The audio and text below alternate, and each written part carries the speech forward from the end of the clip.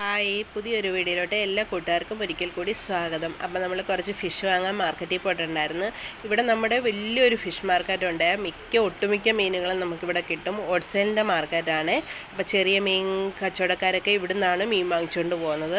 വിലക്കുറവുണ്ട്, എന്നാലും ഉണ്ട് വില. എന്നാലും നല്ല ഫ്രഷ് മീനാണ് കിട്ടുന്നത്. എല്ലാ മീനുകളും കിട്ടും.